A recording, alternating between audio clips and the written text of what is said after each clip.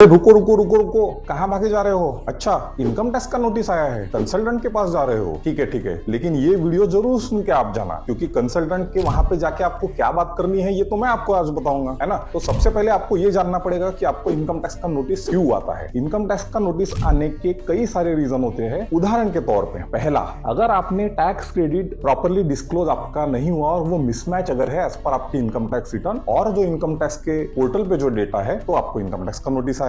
Then अगर आपने कोई इमूवेबल प्रॉपर्टी का बड़ा ट्रांजैक्शन किया है तो भी आपको इनकम टैक्स का नोटिस आएगा। कोई ऐसे ट्रांजैक्शंस जैसे high cash deposit in your account, या अगर आपने कोई ऐसा हाई वैल्यू ट्रांजैक्शन किया है, शेयर्स में आपने ट्रेडिंग किया है, या फिर जो है वो बैंक में कोई बड़ा आपका फिक्स डिपॉजिट ओपन हुआ है, तो भी आपको इनकम टैक्स का नोटिस आ सकता है ना। और इतना ही नहीं, इनकम टैक्स के पास में एक ऐसा मैकेनिज्म है जिसको हम बोलते हैं कंडीशनल एक्सेस सिस्टम, CAS, और वो CAS के तहत वो किसी को भी बेस्ड ऑन सर्टेन पैरामीटर्स वो इनकम टैक्स डिपार्टमेंट आपको नोटिस भेज सकता है ना। तो ये सवाल आप जरूर आपके कंसल्टेंट से पूछिएगा कि क्यों ये नोटिस आया है, और उसका रिजोल्यूशन प्रॉपरली तो हो ही जाएगा, मुझे पता है। ऐसे ही अगर आप अपडेट चाहते हैं तो लाइक कीजिएगा, सब्सक्राइब कीजिएगा और मुझे फॉलो कीजिएगा। Thank you.